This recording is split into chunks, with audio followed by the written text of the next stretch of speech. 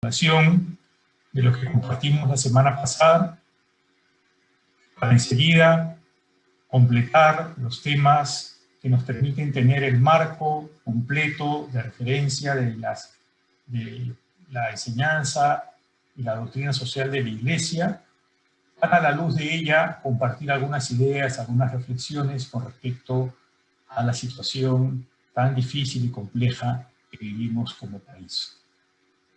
La semana pasada quedaron algunas preguntas sin responder y yo he tomado nota de ellas y voy a ir respondiéndolas a lo largo de la exposición. De todas maneras, les agradecería mucho si conforme avanzamos tienen alguna inquietud, alguna pregunta, algo que deseen aclarar o comentar, que puedan por favor escribirlo en el chat de la página de la parroquia de Facebook, por donde nos están acompañando, de forma que apenas terminemos la exposición podamos proceder al diálogo. Muy bien, entonces para poder aprovechar de la mejor manera el tiempo del que disponemos, paso a compartirles la presentación.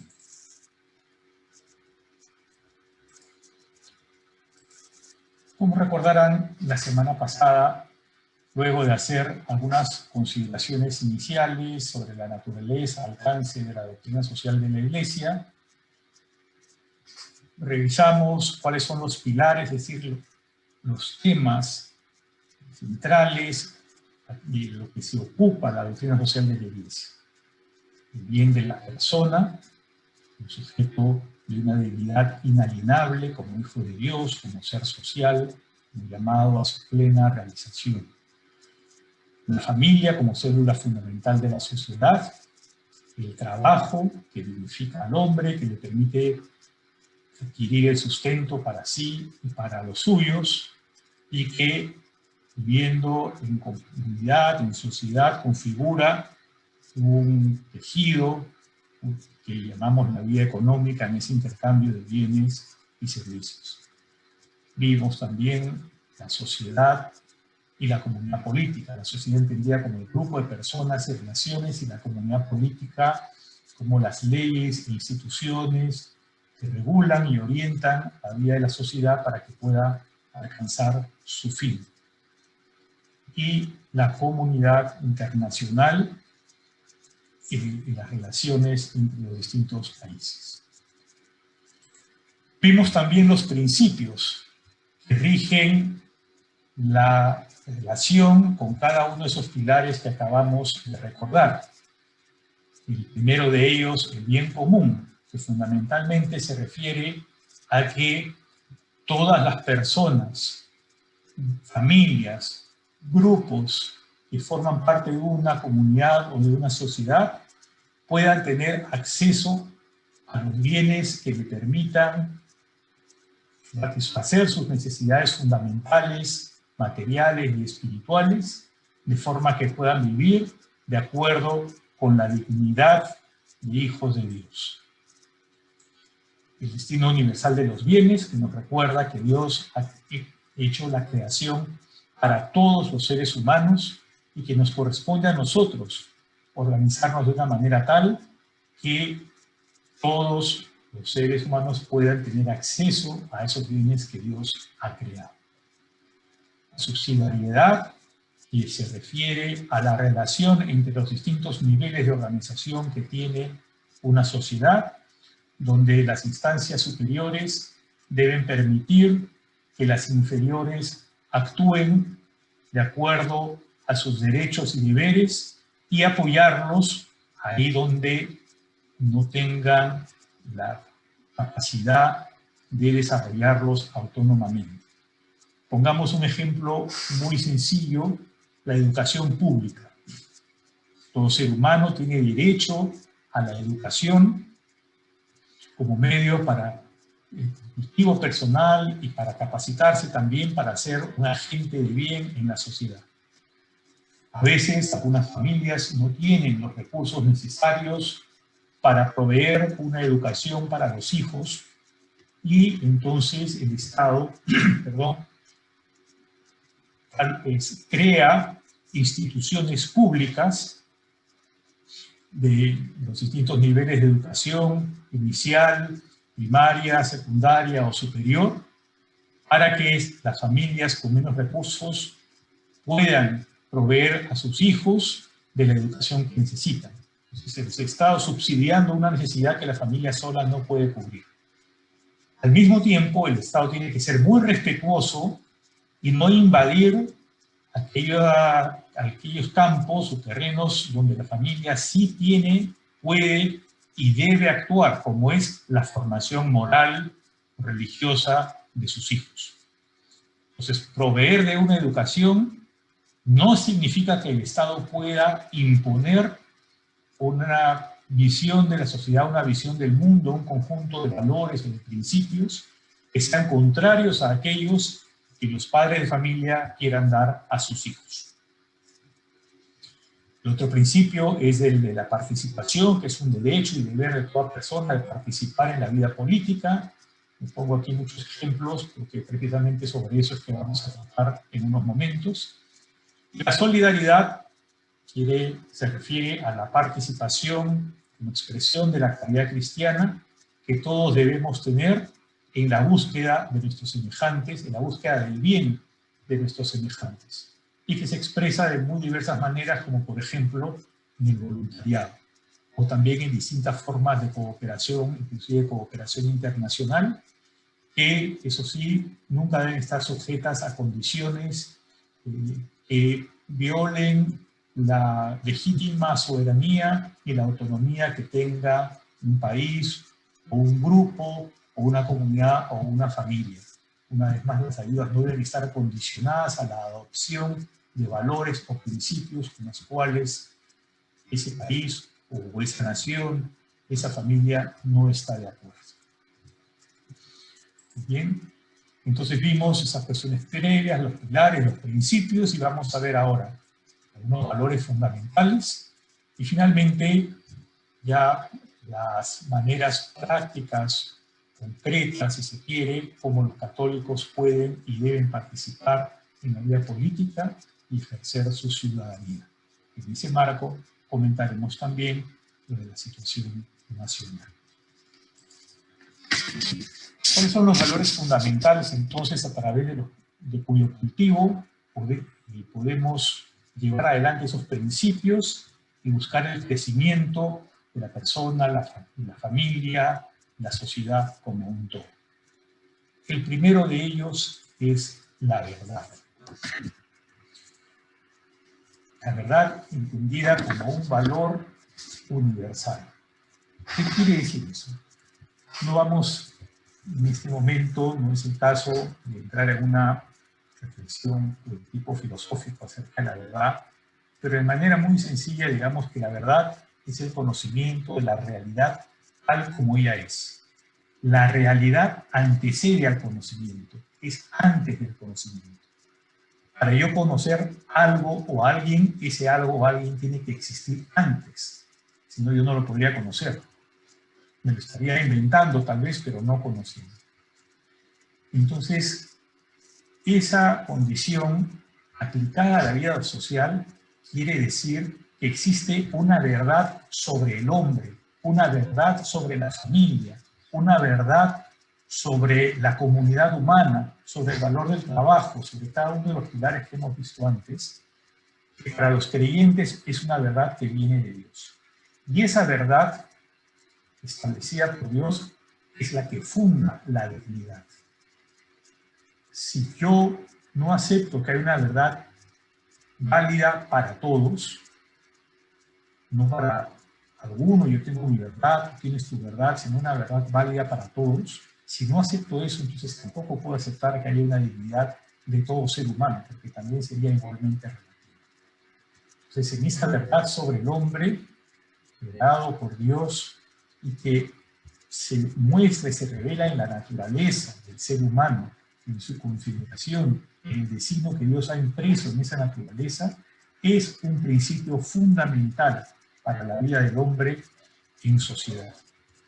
Junto con ese principio tenemos otro igualmente importante y fundamental: la caridad. digámoslo de manera sencilla, la caridad es el amor universal. ¿Qué quiere decir eso? El deseo sincero, honesto y comprometido para que todos y cada uno de mis semejantes pueda alcanzar el bien que le corresponde, el bien que le es justo, el bien que necesita, su felicidad. Estos dos valores forman como un eje, digamos así, es como el eje de transmisión, que si se rompe, la sociedad plenamente humana que anhelamos no va a caminar. No en vano, la doctrina social de la Iglesia, de manera especial, Juan Pablo II, que hablaba de Jesucristo, que se encarna y viene con toda la potencia de la verdad y del amor. O el Papa Benedicto XVI, que precisamente escribió una encíclica social que se llamaba Caritas in Veritate, caridad en la verdad. O el Papa Francisco, que recientemente en la Fratelli Tutti nos enseña también sobre la relación tan estrecha de estos dos principios. Pues tiene que quedar claro que no hay verdad sin amor, sin caridad, ni hay caridad sin verdad. En torno a este eje se articula también otro valor muy importante, que quién sabe nos quede más claro aún en su alcance social, que es la justicia. Pero a veces pensamos que la justicia es dar igual a todos.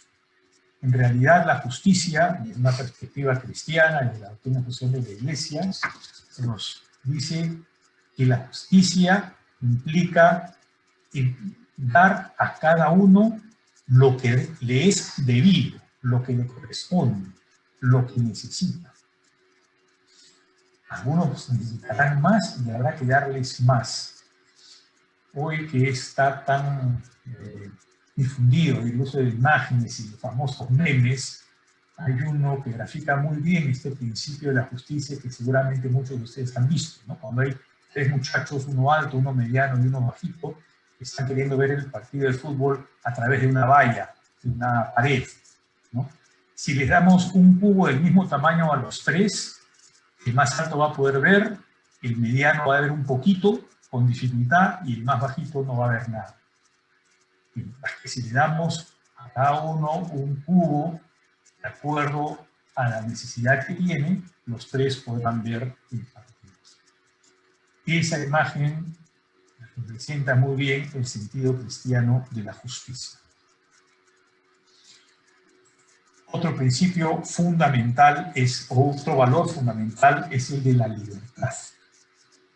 Quiere decir que la persona cuente con las condiciones externas e internas para poder vivir según su dignidad.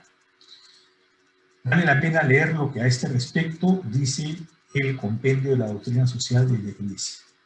La libertad existe verdaderamente solo cuando los lazos recíprocos, regulados por la verdad y la justicia, unen a las personas.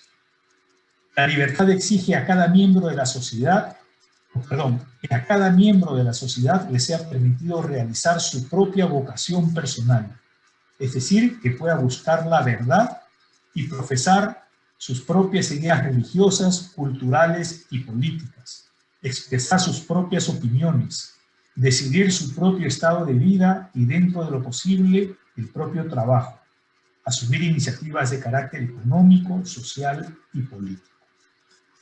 Y nos dice también que la libertad debe ejercerse como la capacidad de rechazar lo moralmente negativo.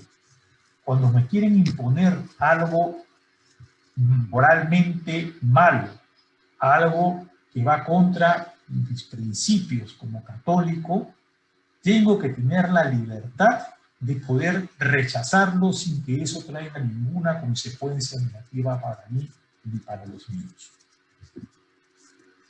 Y finalmente, la paz, que no es la simple ausencia de guerra, ni tampoco equilibrio estable entre fuerzas adversarias, sino que es el fruto del respeto a la dignidad genuina, inalienable de la persona humana, reconocida por todos, comenzando por uno mismo, y que lleva a vivir esos otros valores que estamos viendo, es decir, según la verdad del ser humano, vivir la caridad para con todos, buscar la justicia, buscar la libertad para todos. Eso es lo que trae la paz. Por eso es que todos estos valores se exigen mutuamente y en torno a este eje que les decía que está conformado por la verdad y la caridad, se articulan unos a otros, complementándose, requiriéndose recíprocamente. Para poder vivir estos valores en la vida personal y especialmente en la vida social, más aún en medio de circunstancias inciertas o difíciles, es muy importante cultivar una virtud fundamental, la prudencia. A veces creemos que la prudencia es simplemente no excederse, ser mesurado, y a veces coincide con ese comportamiento prudente. Pero podría haber otras ocasiones en donde la prudencia exige también firmeza o muchas otras cosas. Recordemos un poquito a qué se refiere esta virtud. La prudencia hace referencia a que el querer y el obrar de la persona sean conformes a la verdad, a esa verdad objetiva, a esa verdad que encuentra su última fuente en Dios, como lo acabamos de recordar. Conformes a la verdad conocida por una razón sana, libre y consciente. Podamos conocer la verdad de la manera más plena posible. Habrá realidades que exceden nuestra capacidad de conocimiento, pero que por lo menos pueda captar, acercarme a esa verdad, y en la medida en que mi intelecto, mi razón, mi corazón que reconoce esa verdad y la desea, y me impulsa a obrar de acuerdo con esa verdad, eso es lo que da unidad a la persona. Así, la persona se unifica en la búsqueda del bien para sí misma y para los demás. Por eso es que la prudencia tiene también un ejercicio más práctico en el discernir y ordenar los medios más adecuados y más coherentes para alcanzar un fin bueno. Tradicionalmente se identifican o se reconocen 3 actos o 3 momentos para vivir la prudencia. El primero es ver. Necesitamos, en primer lugar, conocer la realidad. Conocer de manera verdadera. Hoy en día tenemos una sobreabundancia de información y a veces, más que ayudarnos a conocer, lo que hace es confundirnos. Vamos a hablar en un momento, también respondiendo a algunas preguntas sobre cómo enfrentar esa diversidad y esa avalancha de información. Pero lo primero entonces es recoger datos confiables, recoger datos verdaderos. Pero a veces la información por sí sola no nos señala una línea de acción, puede hasta resultarnos confusa. Por eso el segundo paso, juzgar. Pongamos un ejemplo que acabamos de vivir, ¿no? Todos sabemos de las marchas y movilizaciones que ha habido, cantidades de gente, además muy diversa, una buena mayoría jóvenes, en distintos lugares, manifestándose frente a la situación política. Eso lo hemos visto, es una realidad. Y seguramente no habrá faltado alguna persona, un familiar, un amigo que nos habrá preguntado, ¿y tú qué piensas de eso? ¿Vas a ir? O tal vez nuestros hijos, ¿no? ¿Puedo ir? Y ahí vemos que conocer, tener el dato, no es suficiente. Necesitamos elementos de juicio para poder valorar esa información de acuerdo a los valores, a los principios, que es justamente lo que estamos tratando de compartir acá. A la luz de la palabra de Dios, a la luz de las enseñanzas de la Iglesia, a la luz de las leyes, formamos una opinión, hacemos una valoración, un juicio, y entonces podemos ahí sí definir una forma adecuada de actuar. La prudencia no puede quedarse solamente en una reflexión, de conocer o estudiar, sino que lleva a actuar siempre en función del bien, para uno mismo y para los demás. Muy bien, ¿cómo aplicamos eso entonces a la participación en la vida política? Lo primero que vale la pena recordar es que para la doctrina social de la Iglesia, la política es la forma más elevada de la caridad. ¿Y cómo contrasta eso con la idea común que tenemos que la política, los políticos, son lo peor que hay, en fin? Pero ¿por qué para la enseñanza social de la Iglesia la política es la forma más elevada de la caridad? Porque implica el empeño organizado de todos por el bien común. Eso es en esencia, o debe ser, en sus diversas expresiones, el sentido último de la política. Ahora bien, ¿cómo hacemos para que ese sentido último de la política se exprese efectivamente en la vida política de nuestras comunidades, en nuestro país? ¿Qué implica una participación política? Una de las preguntas la semana pasada, pregunta de don Remigio, apuntaba precisamente a eso, a cómo actuar, en qué medios, qué plataformas comunicacionales, cómo organizarnos como iglesia. Bueno, vemos aquí por lo menos algunas ideas iniciales. Lo primero es formarnos e informarnos. Las dos cosas. Porque a veces nos quedamos en la parte de la información y nos olvidamos de la formación. Pero como vimos hace un rato, para poder valorar, evaluar adecuadamente la información que recibimos, necesitamos formación. Es lo que en este compartir hemos tratado de ofrecer o de abrir por lo menos algunas líneas que Dios mediante después cada uno de ustedes o todos juntos podremos profundizar. Y teniendo esos criterios, evidentemente, tenemos que estar en contacto con la realidad. Ahí vienen también dos preguntas de Úrsula y de Silvana, que preguntaban respecto a cómo tener acceso a información confiable, cómo discernir la información, cómo elegir fuentes que sean relevantes y confiables. Esto es un tema más largo, no pretendo dar una fórmula de ninguna manera, pero sí por lo menos compartirles algunas ideas. La primera es, para tener conocimiento de la realidad, procuremos en la medida de nuestras posibilidades tener conocimiento directo, de primera mano. No que me digan el señor tal o el ministro cual dijo tal cosa, o este personaje tiene esta orientación política o tiene este pasado. Si se trata de conocer qué es lo que una persona piensa, procuremos recurrir a textos suyos, entrevistas que le hayan hecho, a su trayectoria, dónde ha estudiado, dónde se ha formado, qué cargos ha desempeñado, junto con quién, para que podamos hacernos una idea de la medida de lo posible, lo más directa y de primera mano que esté a nuestro alcance. Naturalmente eso no siempre es posible. Si tenemos que recurrir a fuentes, entonces tenemos que procurar identificar de qué fuente estamos hablando.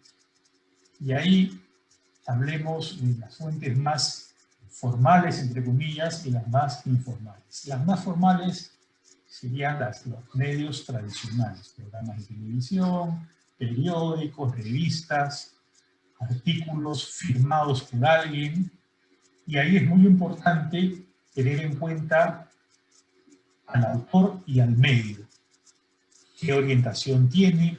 ¿Qué causas defiende? Una vez más, ¿qué trayectoria? ¿Qué otros temas aborda? Si de alguna manera tiene una agenda o hay temas que impulse, y si esos temas que impulsa son afines o no con mi propio sistema de valores. Entonces, tratar de conocer las características de la fuente a la que estoy recurriendo.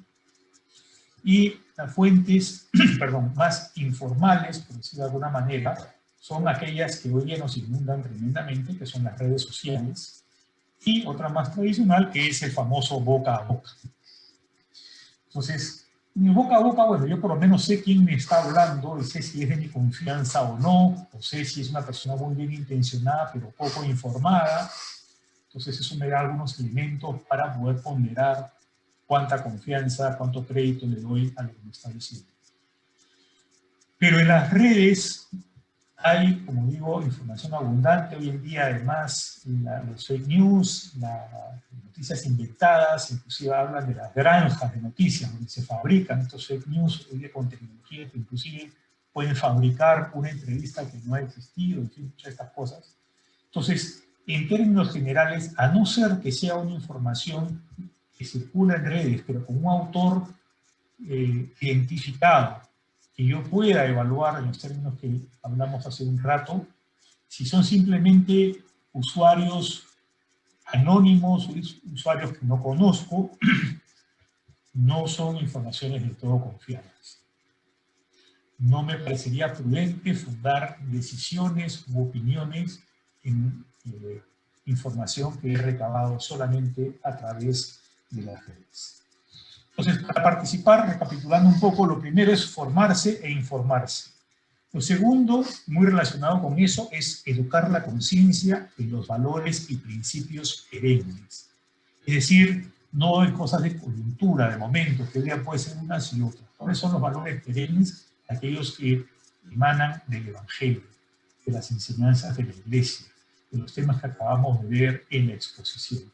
Y formar la conciencia, me refiero, porque a veces uno dice, yo en conciencia tal cosa, pero en realidad lo que está diciendo es, yo siento tal cosa, y está muy bien tener sentimientos.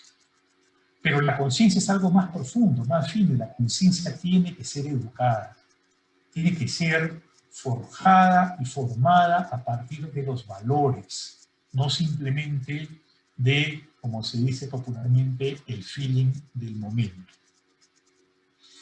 Esa educación, además, encuentra un lugar muy importante en la familia, educar la conciencia de los niños, de los jóvenes, en las pequeñas cosas del día a día, decir la verdad, ser generoso, saber compartir, saber hacer esfuerzo, no milanarse delante de las dificultades, en fin, tantas cosas que se forjan en la familia, y sobre eso también nos había preguntado Betsy la semana pasada. El rol de la familia, de la doctrina social de la Iglesia es fundamental, no solamente como uno de los pilares que debe ser promovido, custodiado y preservado, sino también como agente. Otra manera también es participar en el debate. Cuando hay momentos de confusión, todo el mundo intercambia opiniones. A veces decimos, no, yo en eso prefiero no meterme. Fíjense, pienso que a no ser que haya un mal real, que esté pasando por un momento de fragilidad emocional o alguna circunstancia que realmente signifique, justifique que yo me mantenga al margen, como católicos que vivimos en el mundo, es importante que estemos al tanto y que tengamos opinión para poder iluminar a otros. Ahora, participar en el debate no quiere decir pues, que tengamos que ir todos al Congreso. El debate comienza muchas veces en la mesa del almuerzo, con la propia familia, o con amigos, o en el trabajo. Puede ser también en alguna otra asociación o espacio en el cual yo pueda participar. Sea cual fuera el espacio, es importante tener en cuenta que para participar en un debate lo primero es aprender a escuchar. Y eso a todos nos cuesta un montón. Los hermanos que viven conmigo saben que yo soy el primero que tengo que aprender a escuchar mucho más. Escuchar quiere decir dejar que el otro hable hasta que termine. Quiere decir hacer el esfuerzo sincero por entender lo que está diciendo y no simplemente estar escuchando y contando los minutos para que apenas termine, entro yo con mi rollo. tengo que escuchar, entender lo que dice, y aunque me suene algo muy distinto de lo que yo pienso, o inclusive que no tiene sentido, tratar de rescatar, a ver qué cosa puede haber aquí rescatable, valioso, aunque sea diverso de lo que yo pienso. Escuchar. Nunca agredir, nunca ofender, nunca burlarse, nunca menospreciar, y mucho menos de un tercero que no está participando en el debate. Y tercero, tener opinión con fundamento. Todo lo que hemos dicho antes, que estar formado e informado para poder dar opiniones consistentes y coherentes. Uno podría preguntar, ¿y esa participación puede ser en las redes? Fíjese, yo pienso que las redes son un espacio hoy día tan presente, en el cual intervienen tanto las personas que el católico no puede estar al margen de las redes. Pero sí tiene que saber participar. Quiere decir que no tiene que estar necesariamente todo el día metido ahí, enterándose de todo, no tiene que estar manifestándose de todo, sino de aquello sobre lo cual tenga algo que decir y considere que es importante por alguna razón decir. Siempre tenemos que tener claro el por qué estamos diciendo lo que decimos o escribiéndolo y para qué, cuál es el bien que queremos generar. Y participar en las redes no quiere decir que yo tenga que entonces adoptar el lenguaje o los modos que muchas veces predominan en las redes y que en muchos aspectos contradicen el comportamiento que como católicos debemos tener. Otra manera de participar en política es colaborar con la promoción de asociaciones donde las personas pueden vivir estos principios de participación, de solidaridad, inclusive también de subsidiariedad. Asociaciones de distinto tipo, pueden ser vecinales, pueden ser profesionales, los gremios, pueden ser cooperativas, pueden ser clubes sociales, culturales, y también, propiamente, asociaciones políticas, los partidos, que no deben ser ajenos a los católicos. Nos da un poco de miedo, de rechazo por lo complejo que es, pero también tenemos que pensar que si no intervenimos va a ser una realidad que nadie va a evangelizar. En consecuencia, es muy oportuno que los católicos hagamos un discernimiento serio, si Dios por acaso no nos pide, vivir nuestra vocación de laicos llamados a ser apostolado en el corazón del mundo, también en los partidos políticos. Y está por otro lado el servicio público. El servicio público no solamente los cargos más visibles, digamos, sino que hay pues muchísimas personas y hay muchos católicos participando en distintos cargos y puestos de servicio público discreto, silencioso, donde también eso es muy importante. Y sin duda, lo que sí ya todos sabemos, el voto, participar con el voto, no eximirse de ese deber y de ese derecho, pero de manera responsable y consciente.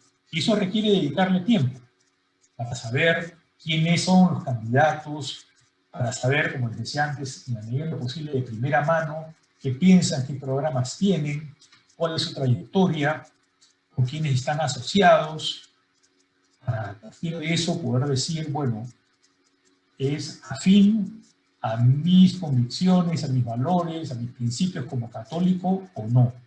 Especialmente en temas sensibles, como puede ser el respeto a la vida, a la familia, la preocupación por los más necesitados. Entonces todo eso tiene que ser muy tomado en cuenta a la hora de votar. Todos estos elementos no deben hacernos perder de vista que esa participación política comienza por el comportamiento social en lo sensible. La honestidad en cada uno de nuestros actos, en cada uno de los ámbitos de nuestra vida, la caridad manifiesta con personas cercanas a nosotros, amigos, familiares, conocidos que están en necesidad, pero también con la persona que viene y toca la ventana del carro por alguna necesidad. Que el gesto, sea de la ayuda que le pueda dar, o por lo menos una palabra, una mirada, sea siempre de calidad. Y el deber que tenemos de educarnos unos a otros de acuerdo a lo que venimos compartiendo. Todo esto lo sintetizaba el Concilio Vaticano II en la Constitución sobre la Iglesia, que es la primera de todas, el primer documento, llamado Lumen Gentium, el número 31. esa parte se dirige a los laicos y les recuerda que su vocación es buscar el reino de Dios, procurando ordenar todas las realidades temporales según Dios. Todas las realidades temporales. Los modos de convivencia, la forma de pensar, las leyes, las instituciones, la política también. Ahí es donde Dios llama a los laicos a desempeñar su condición de bautizados a través de su profesión, a través de sus relaciones, santificando el mundo desde dentro. Muy bien, teniendo esto presente, quisiera, como les había comentado, compartir algunas palabras, aunque sean breves, sobre la situación que vivimos en nuestra patria. Lamentablemente el tiempo nos está ganando, pero de todas maneras quisiera hacerlo de manera sintética y quién sabe con las preguntas nos podemos después explayar un poquito más. Quisiera plantear un análisis o una reflexión en torno a 4 ejes. El primero, y a mi modo de ver, el más importante de todos, es el aspecto moral. Hablamos todo el tiempo y escuchamos hablar, y con razón, de la corrupción como una lacra, como un cáncer que se expande de una manera casi generalizada y despierta pues esta indignación y esta frustración en la gente. Pero a veces no profundizamos un poquito más a entender de dónde sale esa corrupción. Sale precisamente del abandono de la moral, del abandono de la verdad, que para muchos o no existe, o no se puede conocer, o es totalmente relativa, o simplemente ya no interesa. Y si no hay verdad, tampoco hay bien. Tampoco hay una obligación hacia el bien. Se reduce todo a un pragmatismo donde el principio es lo que se puede, se debe. Y si es para mi beneficio, mejor. Entonces, eso que dentro de la doctrina cristiana y el magisterio de los papas recientes se ha denunciado tanto como el relativismo moral, es la raíz, de la cual surge esta corrupción que tanto nos agobia. Hay una renuncia muy difundida en la sociedad a todo principio y valor de carácter universal como fundamento de la acción personal y social. Y eso es algo que como católicos nos toca trabajar por recuperar. Otro aspecto es el institucional.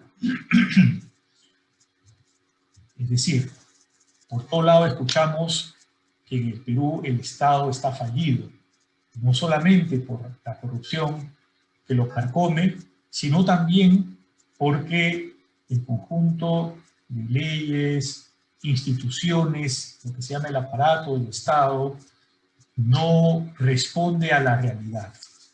En ocasión de la pandemia hemos asistido pues con mucho dolor a la tremenda insuficiencia, por ejemplo, del sistema de salud o de ese sistema económico en el cual el 70% de la población económicamente activa corresponde a un sector informal que no contribuye con sus impuestos, pero que tampoco recibe los beneficios que corresponde a quien trabaja.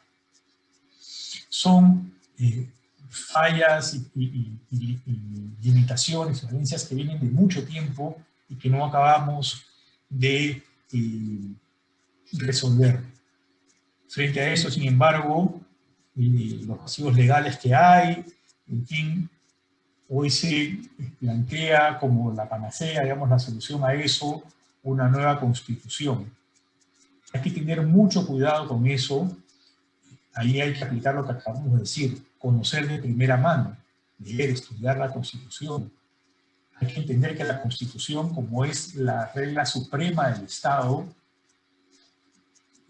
establece los principios y el marco de referencia desde el cual se deben desprender las leyes. Sí marca una dirección, una orientación para la vida de la nación. Pero Hay un debate, o está surgiendo un debate que creo que vale la pena acompañar, pero como digo, con información clara, fidedigna, porque también hay personas muy entendidas, y si la Constitución ha permitido un crecimiento consistente, la Constitución actual, evidentemente, ¿no?, en muchos aspectos de la vida nacional a lo largo de más de 20 años, 25 años, y lo que hay que modificar son, eventualmente, algunos artículos y sobre todo el cuerpo legal y las instituciones que permitan aplicar a cabalidad lo que esa Constitución establece. O sea, hay que tener mucho cuidado con ese tema y no dejarse llevar simplemente por campañas o por exhortaciones sin tener una conciencia clara de lo que está en juego. Otro aspecto importante es el que llamo sociocultural, y que hay una pregunta también que hicieron la semana pasada, Carolina, sobre la polarización que existe en nuestra sociedad. Y sin duda es un fenómeno que vemos no solamente en el Perú, sino en el mundo. Lo vamos a ver también un poco en las elecciones en Estados Unidos y por todos lados. Esta polarización. ¿Por qué? Bueno, no es una sola razón, pero quisiera compartir una perspectiva. Como la verdad ya no existe, como el discurso, la propuesta, ya no es expuesta de manera articulada, de forma que todos la podamos entender y sentarnos a conversar, lo que queda son emociones. Entonces yo trato de denigrar al otro, yo trato de utilizo las redes o la prensa para generar una determinada manera de rotular positiva o negativamente héroes o villanos y suscitar en la población sentimientos de adhesión o de odio. Y los sentimientos suelen ser polares. Lo que permite el diálogo es el contenido, la propuesta, que tiene que ser además clara, explícita, para que se pueda dialogar. Entonces, en medio de esa sobreabundancia de información a la que nos hemos referido, buena parte de ella busca esto, estimular emociones a favor o en contra, y eso acaba polarizando tremendamente. Hay una primacía de lo emocional sobre el pensamiento crítico y propositivo, frente al cual tenemos que estar muy alertas. Y ojo, eso no quiere decir que entonces haya que descartar o minusvalorar las emociones. Las emociones siempre nos dicen algo. Cuando hemos visto ese grado de indignación, que a muchos les ha llamado la atención como un sacudir, una pasividad, es síntoma de un hartazgo, es síntoma evidente de que algo está mal y se necesita hacer algo. Pero ese síntoma tiene que ser profundizado, tiene que ser entendido, tiene que ser canalizado. Si no, se queda en esta polarización que acaba siendo destructiva. Yo quisiera dar una palabra muy breve sobre los jóvenes. Sin duda es alentador ver a una juventud que quiere participar, que quiere hacer oír su voz, que quiere que las cosas cambien para mejor. Y eso es algo muy saludable para la vida de un país. He conocido algunas experiencias muy interesantes donde a partir del hecho de haber ido a marchar y obviamente sin participar de las expresiones más violentas, desafiantes, ni pedradas, ni bengalas, ni carros de basura encendidos en fuego y arrojados a los policías, sino aquellos que han ido de una manera pacífica, a manifestarse, sí, con vigor, con bulla, pero sin agresión. Pero a partir de esa experiencia se preguntan, bueno, ¿y ahora qué? ¿Qué más?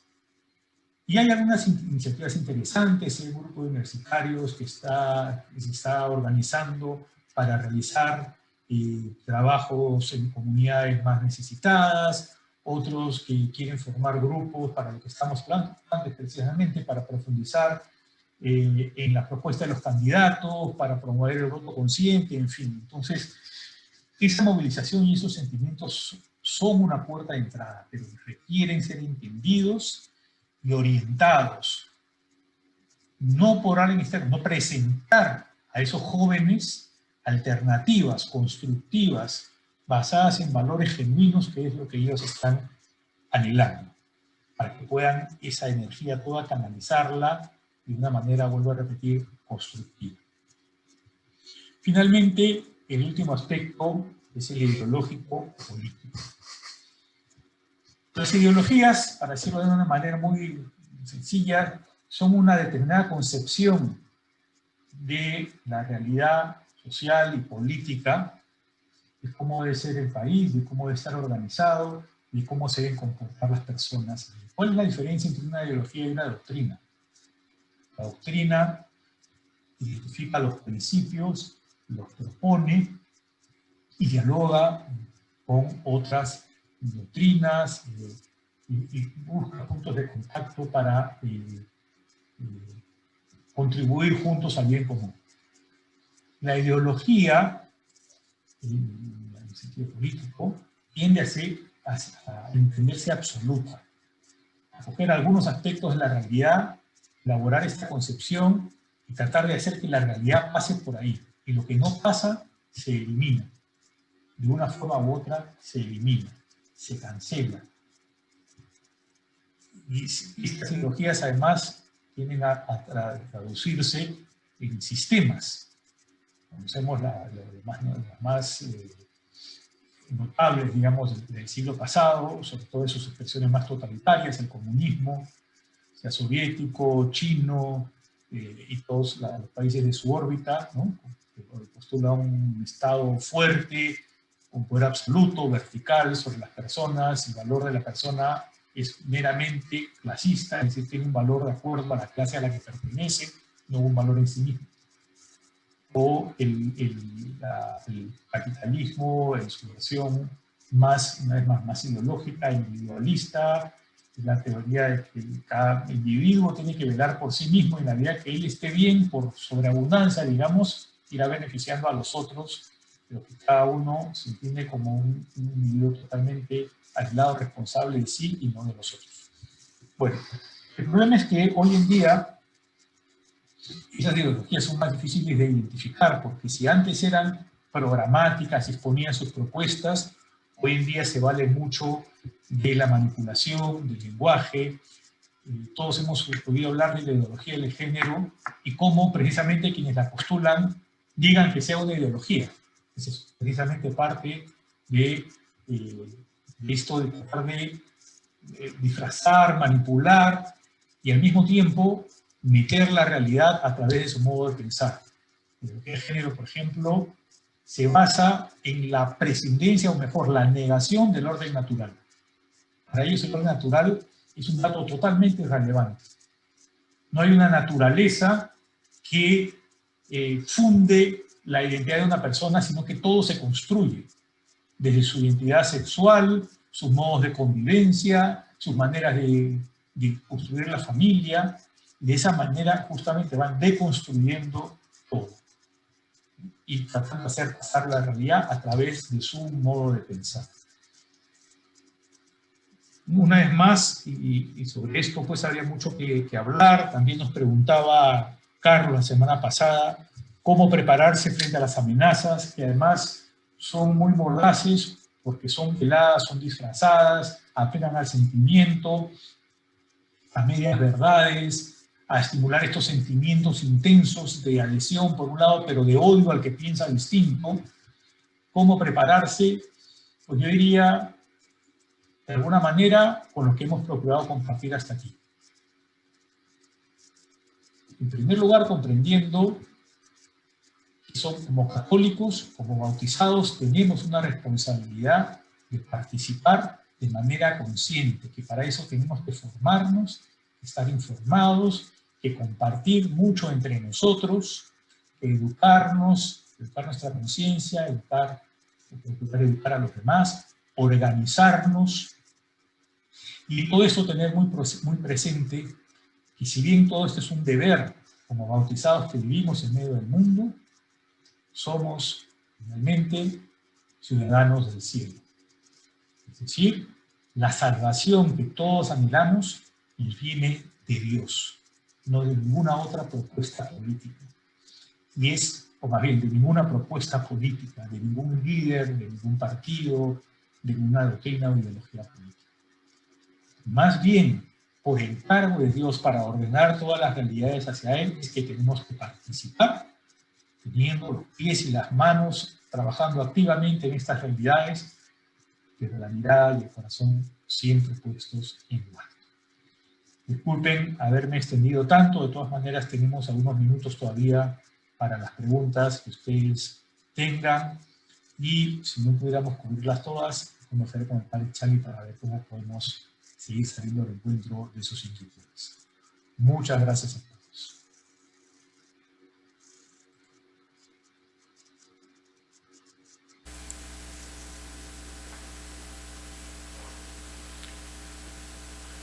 Muy bien, muchas gracias a todos por su atención.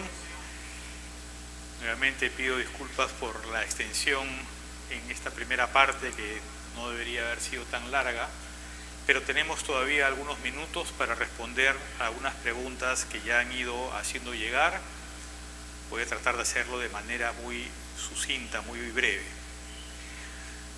Dante me pregunta qué elementos tomar en cuenta para elegir adecuadamente, es decir, para elegir y votar, ¿no? Algo mencionamos en la exposición, pero quién sabe puede ayudar a establecer alguna orden de prioridad. Hay algunos principios de los que hemos hablado que deberían ser no negociables para un católico, ¿no? El respeto a la vida. ¿Se recuerdan los pilares? Bueno, el primero es la persona. La vida, evidentemente, es el valor primero y fundamental, porque sin él no puede haber ningún otro valor. Es decir, el sujeto, la persona, no existe. Entonces, el respeto irrestricto a la vida desde la concepción hasta su fin natural, tal como le enseña la Iglesia.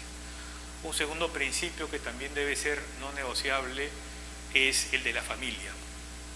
La promoción, la defensa de la familia, entendida como el matrimonio de un hombre y una mujer con derecho a criar a sus hijos de acuerdo a sus propias convicciones y valores.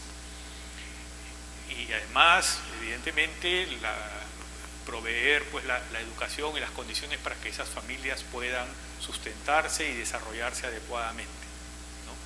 Sabemos, no nos vamos a extender ahora, de muchas amenazas que el día de hoy se ciernen sobre la familia, también desde el ambiente político, y ahí tenemos que estar muy atentos, muy instruidos y saber defender ese valor fundamental. En tercer lugar, la libertad en todas sus expresiones, comenzando por la libertad religiosa, el respeto a las creencias y los valores y el derecho a exponer y defender y promover esos valores en la esfera pública, en la sociedad, no apenas como algo fundamentalmente privado. Y muchas veces los atentados en contra de ese derecho son más bien velados, son a través de la crítica, podríamos decir así, del bullying en redes, en medios, invalidar la opinión de alguien porque alguien es un creyente convencido, firme, ¿no? Entonces es un valor también muy importante. Un cuarto valor no negociable en cuanto a valor es la defensa y la promoción de los más necesitados y vulnerables. Creo que es difícil encontrar un candidato que de alguna manera no diga, por lo menos, que se va a preocupar de los más pobres. Pero no basta que lo diga, lo tiene que hacer. Ahora, hay muchas, muy diversas maneras de hacerlo, y ahí eso sí es discrecional, es decir, uno puede entender que tal propuesta va a beneficiar más a los más necesitados, otro puede entender que la otra propuesta, pero todos tienen que preocuparse por los más desvalidos de la sociedad. Eso sería, quién sabe, en términos de valores, y las otras recomendaciones que ya hice, tratar de conocer la trayectoria, si tiene la capacidad, las cualidades personales, la preparación, el equipo suficiente, el respaldo, en fin. María pregunta sobre la participación del clero y que las leyes del Estado debían ser elaboradas de acuerdo con la ley de Dios, y el clero debería y tiene derecho de entrar en temas de política. A ver. Evidentemente lo ideal es que, para nosotros católicos por lo menos, que toda ley nazca y se enraíce en la verdad revelada, ¿no? En la Biblia, en las enseñanzas de la Iglesia. Pero eso no puede ser un principio no negociable, como dijimos antes. Por lo menos tiene que no ser abiertamente contradictorio con las verdades y las enseñanzas de la fe, ¿no? Con respecto al clero, los sacerdotes son ciudadanos como cualquiera de nosotros, y en consecuencia tienen derechos y deberes propios de todo ciudadano. Ya la participación activa en la política, sí, desde la enseñanza y el derecho de la Iglesia, es decir, el Código de Derecho Canónico, los sacerdotes no deben participar activamente porque deben entregarse a su ministerio para el cual se han consagrado. En consecuencia, el sacerdote puede votar, puede tener opiniones, pero inclusive con sus opiniones tiene que ser muy cuidadoso y muy prudente, porque él es pastor de todos. Entonces, lo mejor es que sepa orientar, iluminar de acuerdo a los principios, a las enseñanzas de la Iglesia, pero no mostrarse inclinado, vamos a decir así, a un partido u otro. Me pregunta, una pregunta un poco más comprometedora aquí, se me perdió el nombre, perdón, un segundito. Francisco me pregunta si conozco algo sobre el nuevo presidente Sagasti y su tendencia. A ver, no lo conocía y traté de hacer lo que les he recomendado a ustedes, es decir, buscar escritos suyos, buscar cuál ha sido su trayectoria. Encontré que hay una página del mismo, si no me equivoco, es franciscosagasti.com, ¿no? Y ahí pude constatar lo que ya había leído en algunos comentarios, que se trata de un hombre sumamente preparado en su campo, sobre todo ingeniería, tecnología. Ha escrito mucho en revistas científicas, también artículos. Por mucho tiempo escribió en la revista Caretas, tiene algunos textos publicados o colecciones de artículos sobre su idea del Perú, del desarrollo, inclusive ha compuesto música, ¿no? Y bueno, por lo menos lo hemos escuchado en el discurso de toma de posesión. Es una persona de modos muy cordiales, ¿no? Cálidos, podríamos decir inclusive. Su trayectoria ha estado siempre relacionada con gobiernos o partidos más de izquierda, desde el gobierno del general Velasco en los años 70, los cuales, siendo él todavía muy joven, participó en alguna área técnica, pero de una izquierda, digamos, más progresista, más moderna, si se quiere, con ideas interesantes sobre el desarrollo. Considera él que el tema de igualdad de género es prioritario. Pude escuchar una entrevista que él dio hace un año, luego del cierre del Congreso y antes de la elección, cuando él era candidato al Congreso, que efectivamente fue elegido, y le preguntaban por las prioridades del Perú. Señalaba como una de ellas que los temas de género están muy atrasados en el Perú y habría que impulsarlos, y creo que eso se ve reflejado en el gabinete que ha convocado. De todas maneras, es un gobierno de transición. Creo que es un momento en que tenemos que unirnos todos como peruanos, tratar de apoyar, pero al mismo tiempo acompañar los pronunciamientos, sobre todo las decisiones, no solamente las palabras, sino los actos. Y pertenece a un partido que es el Partido Morado, que está integrado por personas, hasta donde yo he podido ver, que tienen orientaciones distintas, algunas más inclinadas a la derecha, otras más inclinadas a la izquierda, pero con un denominador común, que es una agenda más liberal y progresista, ¿no? Entonces, como digo, ir acompañando el discurso y sobre todo las acciones.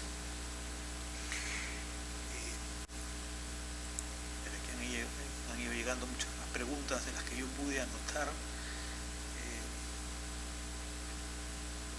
Si un candidato apoya el aborto, no se debe votar por él. Mire, lo que enseña la Iglesia es que una persona, un candidato una persona que detenta un cargo público, si defiende explícitamente el aborto, lo defiende, lo promueve de alguna manera, está excomulgado. Eso es lo que enseña la Iglesia, porque el aborto es un pecado gravísimo. Eso requeriría también mucha explicación, pero fundamentalmente eso es lo que enseña la Iglesia. En consecuencia, creo que para un católico, pues, el voto con respecto a eso es claro, no se debe votar.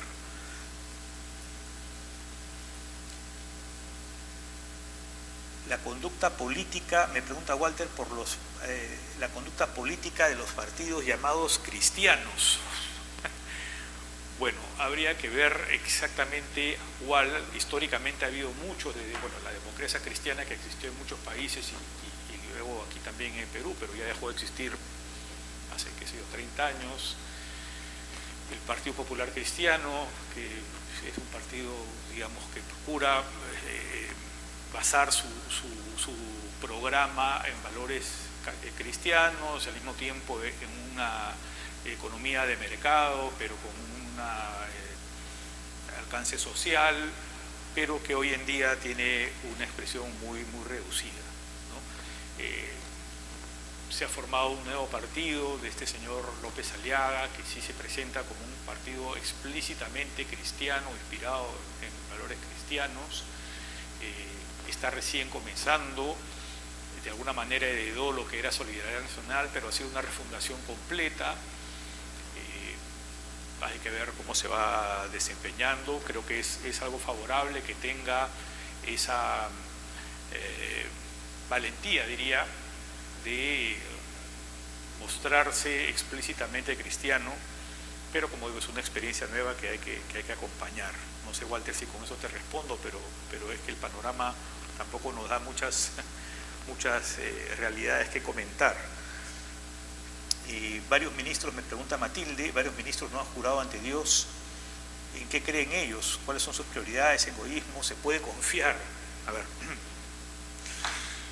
bueno, el propio presidente Sagasti no entiendo yo que es agnóstico, y opinión personal, pienso que si la persona es agnóstica, es mejor que no jure por Dios si es que no está creyendo, si no cree en ese juramento, ¿no? Me parece una actitud coherente.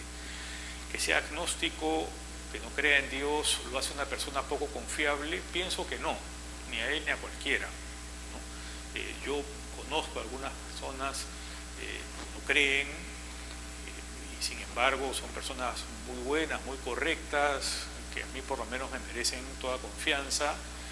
Y claro, me siento siempre en la responsabilidad de alguna manera, con el testimonio, con la palabra, como sea, acercarlos más a Dios, ¿no?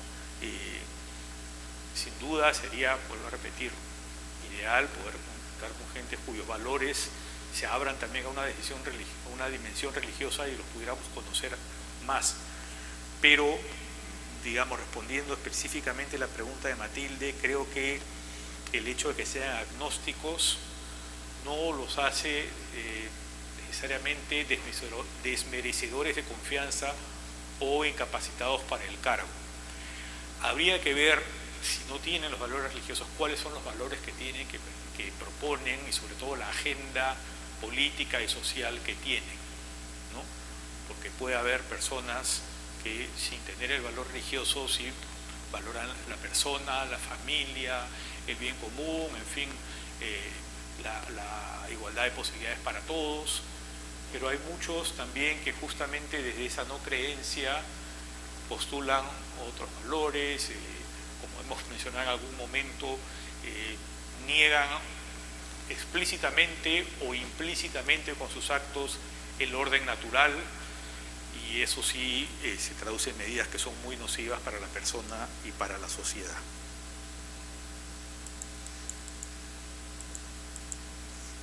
el cultivo y la educación en virtudes debe ser potestad en primer lugar de los padres, siendo la familia la primera escuela en humanidad. Bueno, es en realidad un comentario de Silvana con el cual estoy absolutamente de acuerdo, y precisamente por eso la defensa de la familia debe ser un valor de estos que decimos no negociable, ¿no? Hoy en día se quiere diluir mucho el concepto de familia, hablar de distintos modelos o tipos de familia.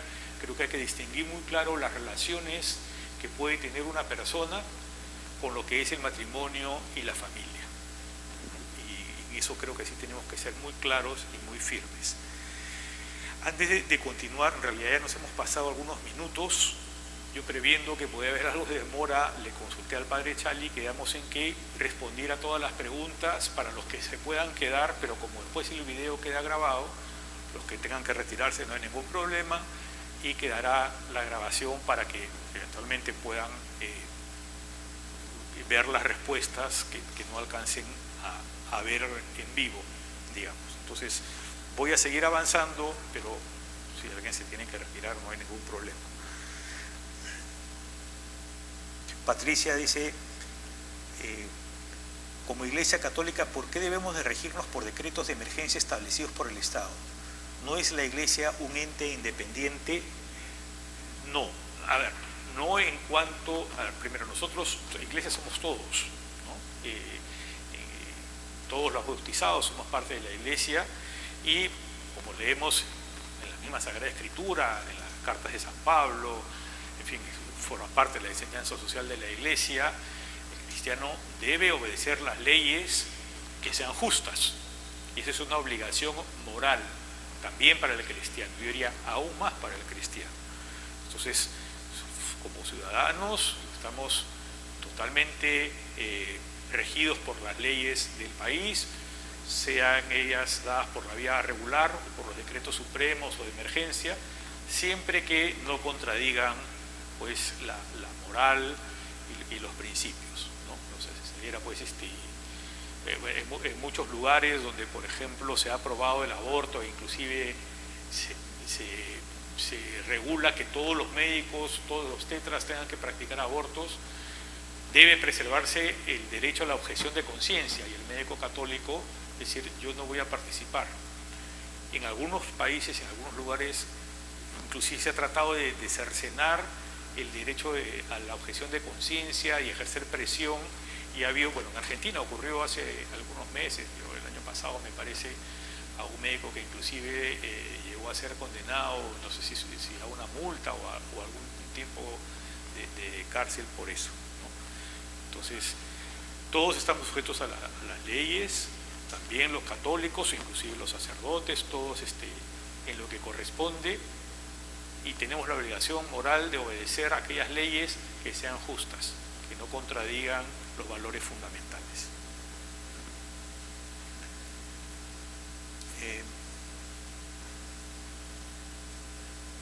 En esta situación del país polarizado, pregunta Silvana, ¿el trabajo en conjunto buscando puntos en común es válido para el católico incluso cuando los puntos entre ambos no coincidan plenamente?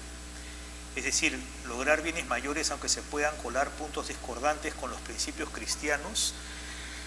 Haber puesto así, efectivamente, es parte del diálogo. Aquí otra persona me preguntaba si la tolerancia es un valor social. Quisiera relacionar un poquito ambas preguntas. La tolerancia es efectivamente un valor social, pero tiene, como todo valor, que ser bien entendido y bien aplicado, ¿no? Y en esto se relaciona con la pregunta de Silvana con respecto al diálogo entre posturas muy distintas, porque yo no dialogo con la postura, yo dialogo con la persona o con el grupo de personas, y toda persona o grupo de personas es siempre merecedora de mi mayor respeto, consideración, escucha, de tratar de tener una actitud lo más abierta posible, y hacerlo además de manera manifiesta, para que eso, o sea, manifiesta a través de modos pues gentiles, amables, considerados, y que eso de alguna manera genere las condiciones para ahí pasar a intercambiar ideas, y si en el diálogo, y sobre todo cuando uno ejerce un puesto de autoridad o de servicio público, a veces se ve la necesidad, digamos así, de en ese diálogo negociar, no es la palabra más feliz tal vez, pero para que se entienda, tal vez, o simplemente en un contexto de diálogo a veces hay cosas que uno tiene que ceder. Ahí entra el discernimiento prudente, por eso hablamos en un momento de la prudencia, porque hay cosas en las cuales no podemos ceder y habrá otras en las que eventualmente sí. Y por eso tenemos que tener una jerarquía de valores muy claros y dentro de esa jerarquía saber qué valores, qué principios y qué acciones que se desprenden de ellos simplemente no son negociables. Y lo mismo con entonces este asunto de la tolerancia es hacia la persona. Lo que ocurre muchas veces es que en nombre de la tolerancia se aplica un poco dos pesos y dos medidas, ¿no? Soy tolerante con aquellos que piensan como yo y soy absolutamente intolerante con aquellos que piensan distinto, al punto de buscar maneras de silenciarlos o de despreciarlos o hacer que los demás los desprecien. Entonces hay que tener mucho cuidado en qué cosas se está entendiendo por tolerancia en un determinado contexto.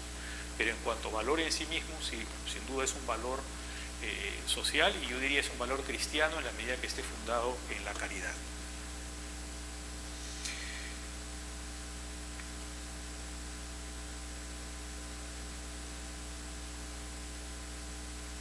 Me preguntan aquí que alguien que, bueno, no lo he mencionado yo en la exposición, pero que ha escuchado hablar de globalismo y pensamiento único y de algo que se ve mucho en redes, el nuevo orden mundial. Bueno, efectivamente, a ver, globalismo se refiere a lo que en la reunión de la semana pasada yo me referí con la palabra transnacionalidad, es decir, que se diluyan las fronteras, no solamente físicas, sino legales, políticas, en pro de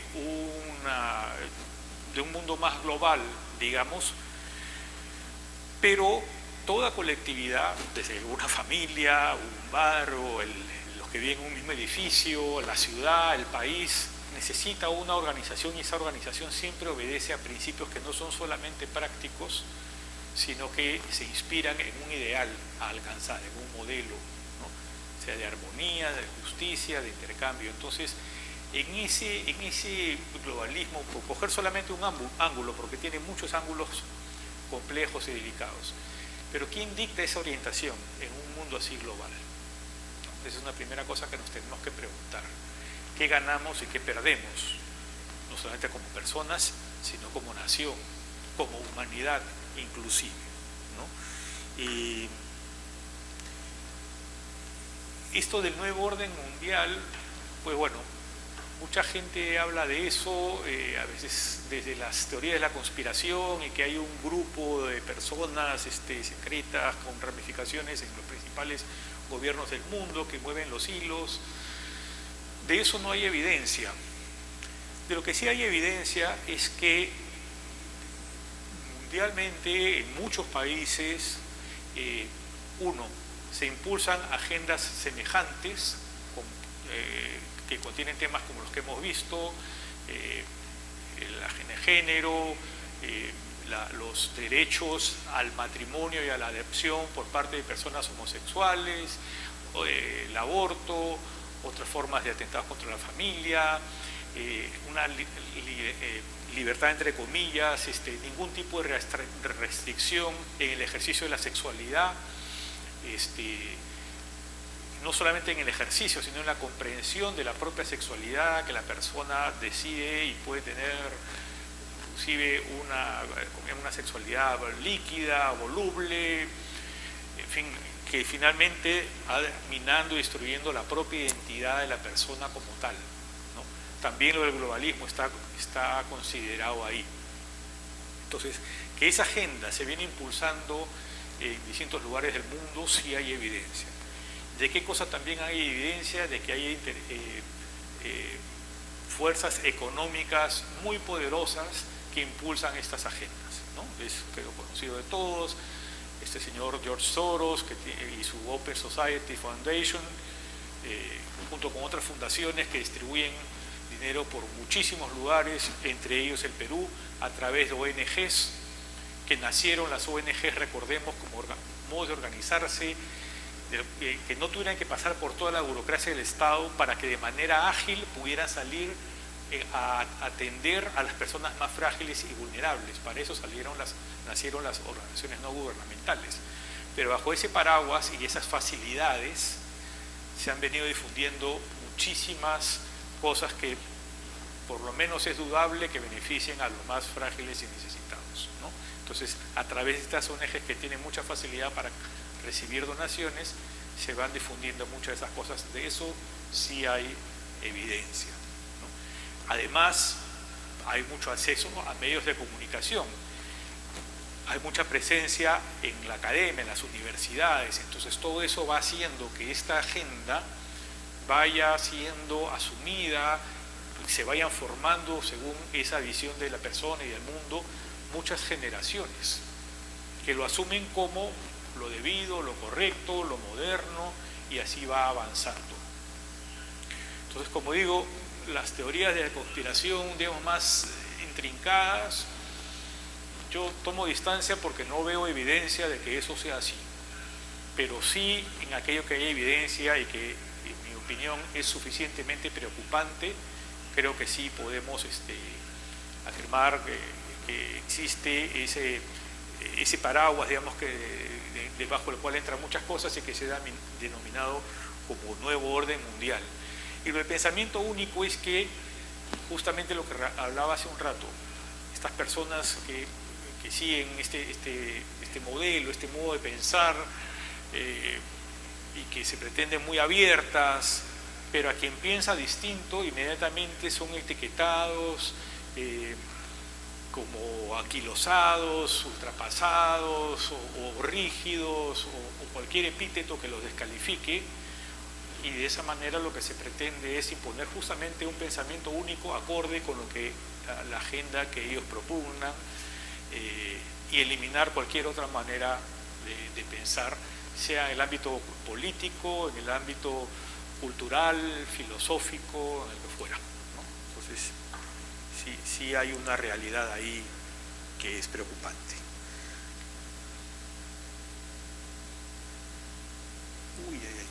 Ya, bueno, pues vamos terminando, pero a ver. Rosana me pregunta, la acción política de los católicos en las redes sociales. A ver, yo, como dije en la exposición, pienso que el católico no puede estar al margen de donde están las personas, vamos a decirlo así, ¿no? Sobre todo el laico, que es llamado a vivir su bautismo, su deber y derecho de evangelizar en el mundo, en el corazón del mundo, tiene que estar presente en todas las realidades humanas. En eso nos tiene que inspirar mucho, para los que conocen la encíclica de Pablo VI, Evangelii Nunciandi, el anuncio del Evangelio, sobre todo los números 19 y 20.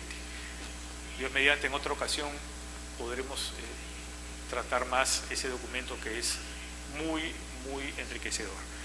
Entonces sí, yo creo que los católicos tienen que estar presentes en las redes, pero creo que así como el Señor en el Evangelio de San Juan nos invita a estar en el mundo sin ser del mundo, parafrasearía diciendo, el católico tiene que estar en las redes sin ser de las redes, es decir, sin dejarse dictar ni el ritmo, ni la frecuencia, ni mucho menos el lenguaje de las redes, sino aprovechar ese espacio, ese areópago, ¿no? Como le gustaba decir a Juan Pablo II, los nuevos areópagos, es decir, los nuevos lugares, así como San Pablo fue al areópago de Atenas a predicar el Evangelio. Bueno, estar presente ahí para evangelizar, para opinar, para encontrarse con amigos, pero con prudencia, no dejándose dictar el ritmo, la pauta por la lógica o la dinámica de las redes. Karen me pregunta sobre la vacancia. Hay mucha discrepancia entre los católicos si está bien o no debió hacerse.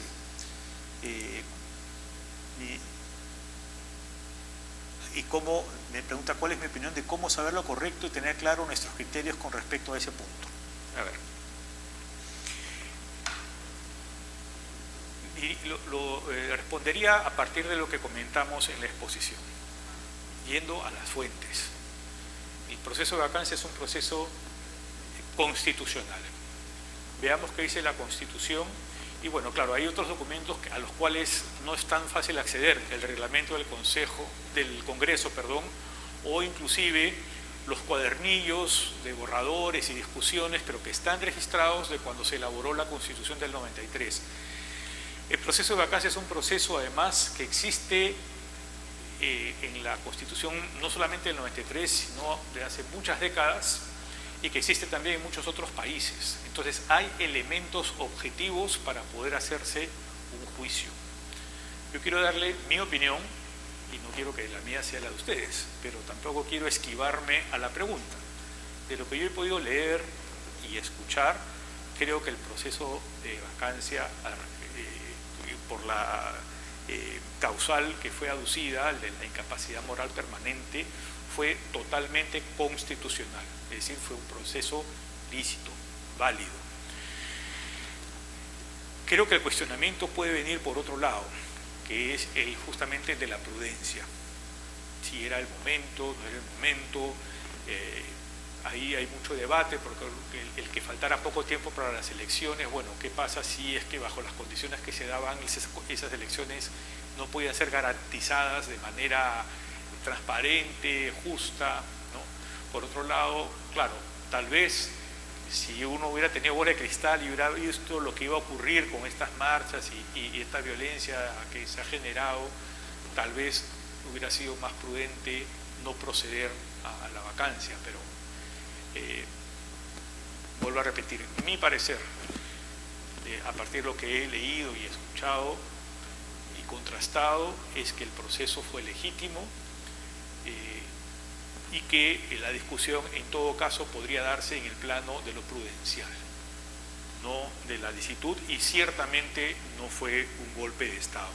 Me parece muy irresponsable de parte de algunos medios y también de algunos políticos haber promovido eso, porque me cuesta creer de parte de algunos medios o de algunos periodistas, opinólogos y también de algunos políticos que supuestamente tienen que conocer bien estas cosas, que tan alegremente hayan salido a soltar una consigna tan grave y que despierta tanta pasión como la de golpe de Estado.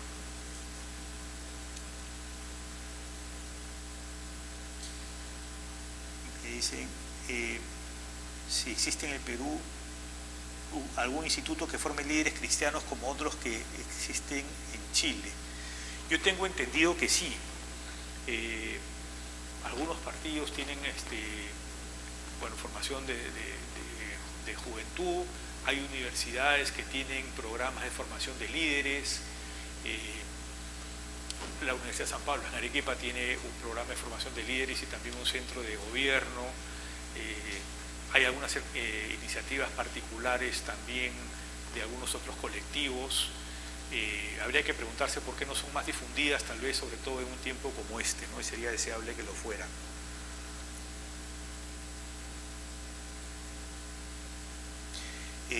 Juan me pregunta si el pluralismo contradice una posición cristiana o sería una forma tolerante de serlo. No, el pluralismo es una riqueza siempre. El pluralismo entendido como diversidad de opiniones, de pareceres, porque para comenzar no toda diferencia es contradictoria, no toda diferencia es opuesta. Es muy difícil que una persona tenga un conocimiento de toda la verdad, de todos los ángulos posibles, y por lo tanto esa diversidad, ese pluralismo enriquece a la sociedad y enriquece a cada persona. Es muy importante para que ese enriquecimiento efectivamente se dé, que sepamos escuchar, que sepamos rescatar la proposición del prójimo, que no descalifique no solamente externamente, sino inclusive yo mismo en mi interior, en mi inteligencia, en mi corazón, que no descalifique, sino que trate de ver qué puede haber de verdad, qué puede haber de rescatable, qué puede haber de interesante, en qué me puede enriquecer.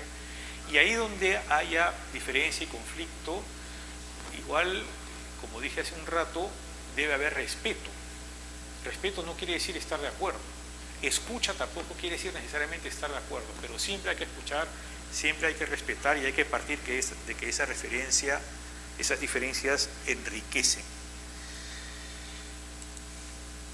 Bueno, creo que con eso terminamos las preguntas. Ha sido una jornada larga. Quiero agradecerles nuevamente su atención, su participación aquí muy activa. Es un tema, lo vemos, muy vivo, muy presente, y en el cual creo que tenemos efectivamente que profundizar, que formarnos muy bien para poder asumir con responsabilidad el deber que tenemos como peruanos y como católicos. Yo sí confío y creo que puede ser algo que Dios nos está pidiendo, que a partir de estas experiencias, muchas de ellas sin duda dolorosas, puedan ser ocasión de una mayor conciencia, de mayor maduración y de asumir más el rol que nos toca. Pongo a su disposición para cualquier otra ocasión o para cualquier otra aclaración que puedan considerar pertinente, y me despido pidiendo a Dios que los bendiga a todos y bendiga a sus familias. Muchas gracias.